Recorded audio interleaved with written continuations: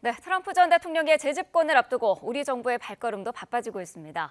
트럼프 측근들과의 접촉면을 넓히고 있는데요. 자세한 내용 민정훈 국립외교원 미주연구부 교수와 알아보겠습니다. 어서 오십시오. 예, 안녕하세요. 네.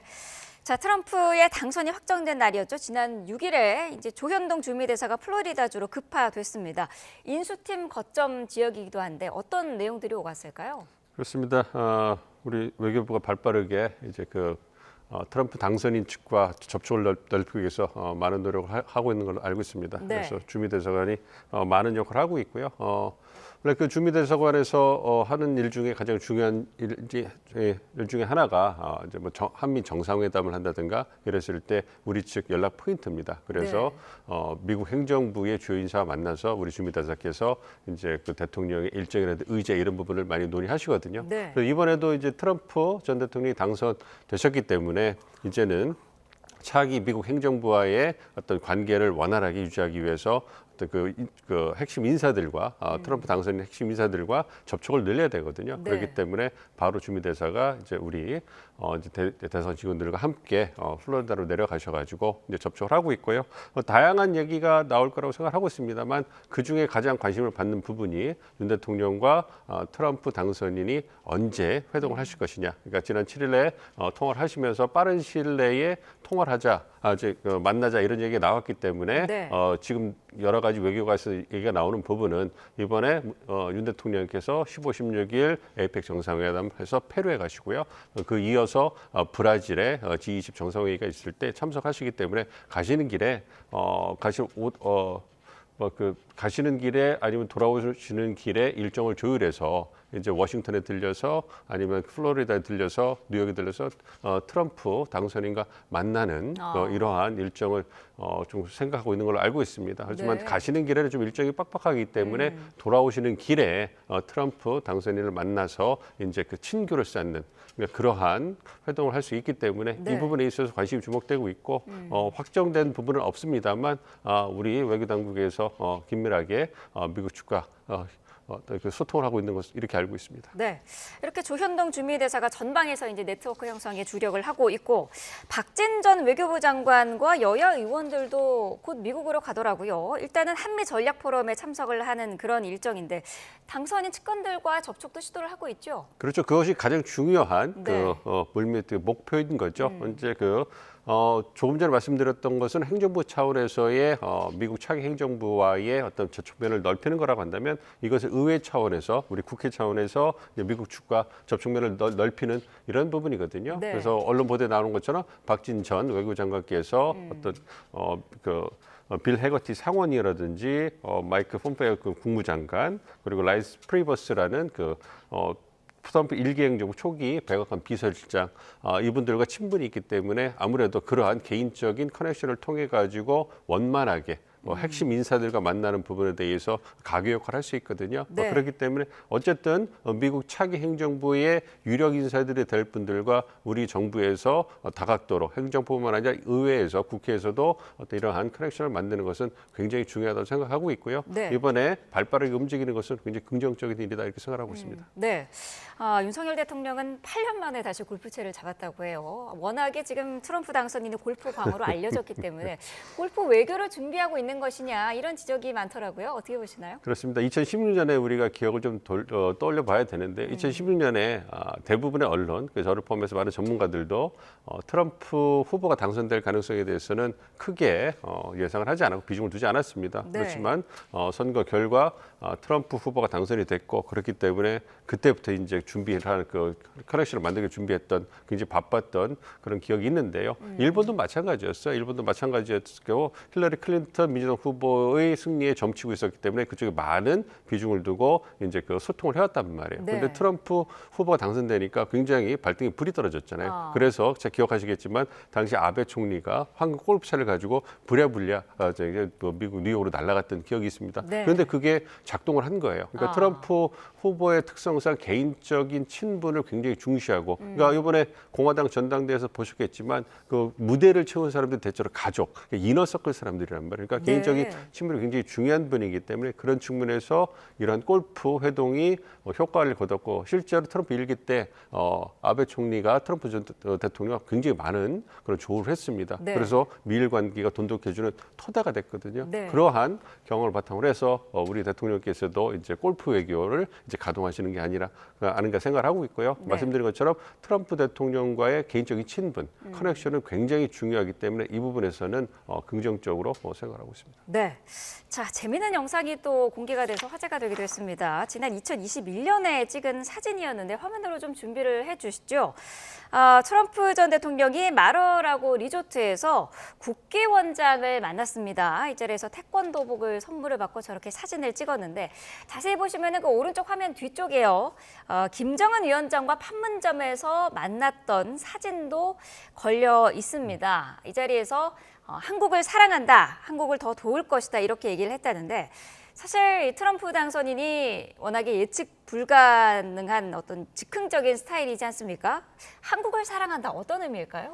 그러니까 아무래도 한국을 사랑한다 얘기하는 것은 만나셨을 때 하시는 것을 이제 그 태권도에 대한 관심을 이제 표명을 하신 거죠. 미국 내에서 태권도가 굉장히 어떤 무술로서 어떤 아이들을 어떤 극기라든지 아니면은 태도 이런 부분을 가르치는 데서 훈육하는 데서 굉장히 유용한 그러한 운동 종목으로 각광을 받고 있어요. 그래서 모든 미국 전역의 커뮤니티에서 태권도장이 굉장히 활성화되고 있거든요. 거기 중심에 이제 우리 한인들이 계시는 거고요. 그렇기 때문에 미국민들이 갖고 있는 태권도에 대한 인식은 굉장히 긍정적입니다. 그런 걸 반영해서 트럼프 전 대통령이 이제 우리 국회의원장도 만나신 걸로 이렇게 알고 있고요. 거기에서 이제 말씀하신 것이 중요하죠. 그러니까 트럼프 당선인 같은 경우는 자신의 발언, 속에 있는 얘기를 가감 없이 하는 스타일이기 때문에 어떤 발언을 하셨는가가 이제 의중을 파악하고 정책에도 반영되는 이런 비중이 높기 때문에 관심을 많이 갖는데 말씀해 주신 것처럼 한국을 사랑한다. 한국 사람 위대하다. 그러니까 한국이 전쟁의 어떤 폐허 속에서 급속도로 경쟁성을 이뤄냈고 그러한 국민들의 어떤 근면성, 성실성, 위대함을 찬양하는 거고 이와 더불어서 또 말씀하신 북한 김정은과의 관계잖아요. 그러니까 그만큼 트럼프 전 대통령의 뇌리 속에 김정은 위원장과 정상회담을 한 것은 강렬하게 남아있다. 이렇기 때문에 2기 때 어떤 북미 정상 간에 다시 조우가 일어날 가능성은 굉장히 높은 것이 아닌가 생각하고 있습니다만 어쨌든 한국이 그 당시에 북미가 조우하는데 큰 역할을 해준 부분 이런 부분에 대해서도 언급하셨기 때문에 그런 외교 안보 경제 측면에서 한국에 대해서 긍정적인 인식을 갖고 있는 것이고 그것이 이제 태권도 외교로 하겠죠. 이런 부분에서 어떤 가교 역할을 했다는 점에서 의미가 있다고 생각합니다. 네, 트럼프 2기 행정부에서 한미 관계 그리고 대북 정책을 과연 누가 담당할 것인가라는 게 우리 입장에서는 상당히 중요하고 관심인데 어떤 인물들이 후보로 지금 거론되고 있을까요? 아직 실무를 담당하시는 한미 관계라든지 북미 관계, 좀 한국 데스크 정도까지는 거론이 되기는 좀 어렵고요. 아직 이미 이제 선거가 끝났고 이제는 큰 장관급 인사를 해야 되고 그거에 대한 하마평이 나오는 상황이거든요. 그렇기 때문에 우리가 가장 관심을 갖는 인사는 아무래도 국무부 장관 인선이 될 거라고 생각을 하고 있는데요. 이번에 트럼프 2기 행정부의 인선의 가장 중요한 기준이 충성이라고 알려지고 있죠. 그래서 트럼프 대통령이 하시는 일들에서 반기를 들지 않고 충실하게 강력하게 시행해 줄 분들. 그래서 대체로 인사의 어떤 그룹을 보면 첫 번째가 트럼프 1기 내각 때 어떤 잡음을 트럼프 대통령이 일으키지 않고 잘 버텨준 분들, 그분들이 주력이 되는 것 같고요. 두 번째가 선거 캠프 인사들. 아무래도 선거를 승리했기 때문에 그 부분에 대한 어떤 공을 인정받는 것 같고요. 세 번째가 일론 머스크 테슬라 CEO라든지 여타 헤드펀드 매니저, 빅테크 어떤 CEO 등 재계 인사들이 줄을 이을 것 같습니다. 그 중에서 국무부 장관 같은 경우에는 1기 내각 인사들. 이 가장 유력하다고 생각을 하고 있는데요. 아무래도 로버트 오브라이언, 트럼프 1기 행정부의 마지막 국가안보 보좌관이라든지 1기 행정부의 주 독일 대사를 역임하셨던 리처드 그리넬 이 분도 좀 하마평에 강하게 오르고 있고요. 그다음에 마크 루비오 상원의원, 공화당 상원의원이라든지 빌 해거티 워낙 상원의원, 테네시 상원의원도 한마평이 오르고 있기 때문에 이분들 중에 아무래도 트럼프 당선인이 한 분을 낙점하지 않을까 이렇게 생각하고 있습니다. 말씀하신 인물들 가운데 그 리처드 그리넬 전 대사 같은 경우에는 트럼프가 나의 책사다라고 부를 정도로 관계가 돈독한 것으로 전해지고 있습니다. 그러면서 만약에 국무장관이 된다면은 이 인물은 주한미군의 철수를 공개적으로 좀 언급을 했던 인물이기 때문에 우리 입장에서는 조금 협상력이라든지 그런 게 좀 더 필요하지 않을까 이런 지적이 있거든요. 뭐 트럼프 일기 행정부에서 방위분담금 증액으로 해서 주한미군 철수까지 꺼냈던 것이 뭐 그 당시에 측근 인사들의 어떤 자서전 이런 걸 통해서 다 알려주고 있거든요. 그래서 네. 협상의 수단으로 생각하고 있습니다. 그런데 그러한 주한미군 철수 여부를 협상 카드로 쓴다는 것 자체가 굉장히 우리로서는 불편했고 네. 어떤 정치적 논란이 많이 일어났던 부분이죠. 그러니까 말씀해 주신 뭐 어떤 그런 리처드 그리넬이라든지 로버트 오브라이언이라든지 이분들도 뭐 성향은 좀 다르긴 합니다만 어쨌든 트럼프 당선인의 미국 우선주의를 어떤 충실하게 이행해 줄 분들이고요. 그런 측면에서 트럼프 당선인이 방위분담금 증액이라든지 어떤 미군의 어떤 재배치 이런 부분에 대해서 많이 언급했기 때문에 그거를 네. 반영하고 있다. 그럼에도 불구하고 한국의 전략적 중요성이라든지 여타 미국의 국제적 역할에 있어가지고 극단적인 고립주의 성향을 보이시는 분들은 아니기 때문에 네. 그런 부분은 협상의 카드라고 생각을 하고 있고 이러한 부분은 한미 간의 소통을 통해서 원활히 해결될 수 있을 거라고 생각하고 있습니다. 네, 그 협상의 카드 가운데 우리가 좀 새롭게 가져야 될 부분에서 언급이 되는 게 지금 독자적 핵무장론이거든요. 여기에 대해서는 어떤 의견이신가요? 그러니까 아무래도 트럼프 2기 행정부가 되면 북미 대화 재개 가능성이 결혼이 되고 있고요. 그렇게 된다면 아무래도 군축 협상이 이루어지는 거 아니냐. 그렇다면 우리 국민들이 갖게 되는 북한 핵에 대한 공포가 증가될 거기 때문에 우리도 다양한 옵션을 가져야 된다. 이렇게 그 연결이 되고 있는데요. 네. 뭐 그럼에도 불구하고 트럼프 2기 행정부라고 하더라도 어떤 한국의 독자 핵무장이라든지 여타 한국이 핵을 갖는 뭐 전술을 재배치한다든지 핵 공유를 한다든지 이런 부분에 대해서는 알려진 바도 없고 그렇게 긍정적이지 않은 걸로 알고 있습니다. 그렇기 네. 때문에 어쨌든 우리 입장에서는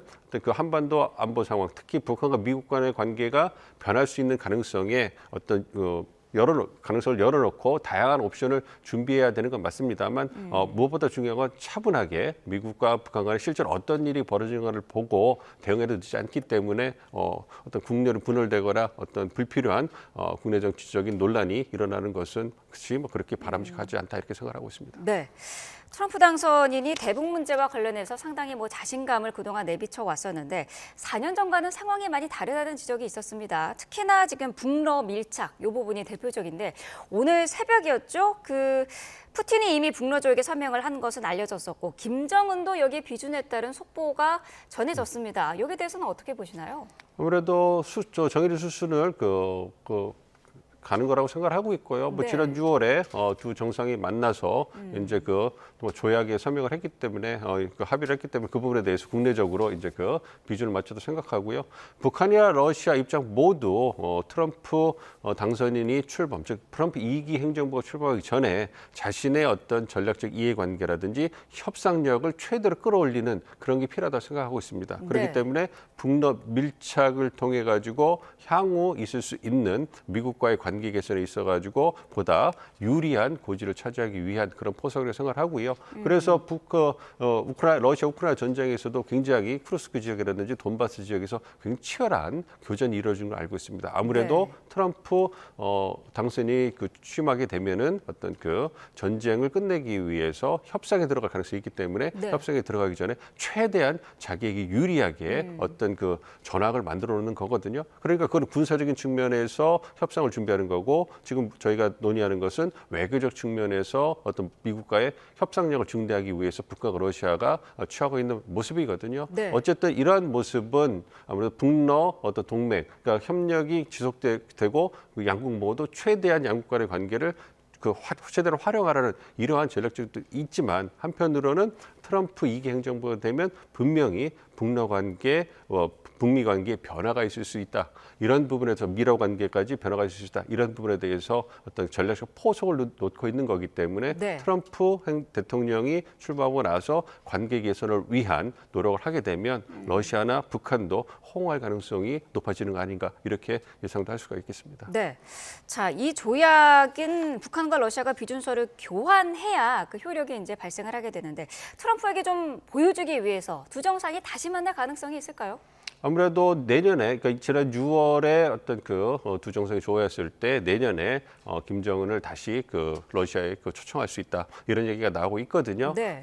그건 일정에 따른 거라 좀 지켜봐야 되겠습니다만 내년 1월 20일에 출범하는 트럼프 2기 행정부 이전에 두 정상이 조회할 가능성에 대해서는 일정이 굉장히 빡빡하기 때문에 쉽지 않을 거라고 생각하고 있습니다.만 네. 어쨌든 지속적인 소통을 통해서 특히 이제 러시아 우크라이나 전쟁에서 북한이 파병도 하고 굉장히 군사적 기여를 하고 있고 그렇기 때문에 양국 간의 전략적 이해관계는 지금 최고적으로 최고적으로 올라가고 있기 때문에 그러한 측면에서 가능성을 완전히 배제할 수는 없겠습니다만 말씀드린 것처럼 협력을 증대하되 두 정상이 내년 1월 20일 전에 만날 가능성은 일정 조율상 쉽지 않지 않을까 이렇게 생각하고 있습니다. 네. 자, 북한도 이제 그 트럼프 2기 행정부 출범을 앞두고 치열하게 이제 수싸움을 하고 있을 것 같은데 러시아와의 밀착을 더 적극적으로 활용할 것 같습니다. 이거를 계기로 좀 북한의 비핵화 원칙을 미국이 포기하게 만들 가능성도 있을까요?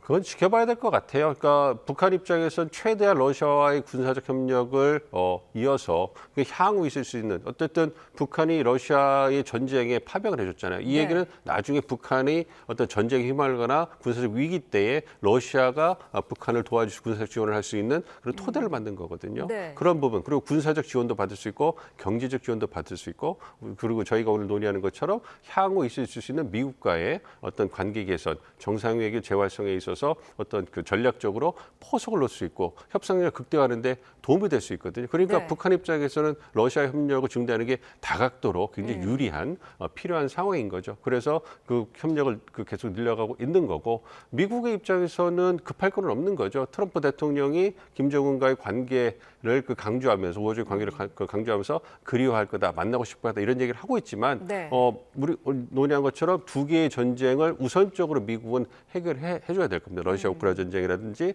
이스라엘 하마스 전쟁 거기에 우선적인 우선순위가 있을 것이고 러시아 우크라이나 전쟁에서 뭔가 소강 상태가 보여서 러시아의 셈법이나 북한의 셈법이 달라질 수 있을 때 그러니까 북한 김정은 위원장 입장에서도 러시아 푸틴 대통령과의 관계가 있잖아요. 그러니까 그렇기 때문에 아무리 트럼프 대통령이 설령 러브콜을 보내더라도 바로 즉각적으로 이제 반응하기는 어려울 거 아닙니까? 그러니까 서서히 어떤 서로 얽혀 있는 분위기가 맞아갈 때 이제 미국과 북한의 회동 가능성이 있는 것이고 그때까지 미국 입장에서는 어떤 비핵화 셈법에 대해서 어떤 입장을 표명할 이유가 전혀 없는 거죠. 그러니까 비핵화를 포기하는 건 굉장히 중요한 협상 카드인데 협상이 시작하기도 전에 두 정상이 만나기도 전에 그 카드를 포기한다는 것은 트럼프 대통령의 거래 기술 생각이 들면 있을 수가 없는 부분이죠. 그리고 여전히 워싱턴에는 북한의 비핵화를 추구해야 된다는 목소리가 절대 다수기 때문에 그러한 다양한 신호가 있습니다만 제 생각에는 트럼프 2기 행정부에서도 북한의 완전한 비핵화를 목표로 해서 1기 때처럼 빅딜을 추구하지 않을까. 물론 중간에 과정은 좀 조율될 수 있겠습니다만 다양한 시나리오가 있겠습니다만 그때까지는 트럼프 2기 행정부도 1기 때 보여줬던 목표는 엔드 스테이트는 유지하지 않을까 이렇게 생각하고 있습니다. 네, 알겠습니다. 오늘 말씀 여기까지 듣도록 하겠습니다. 국립외교원 민정훈 교수와 함께했습니다. 고맙습니다.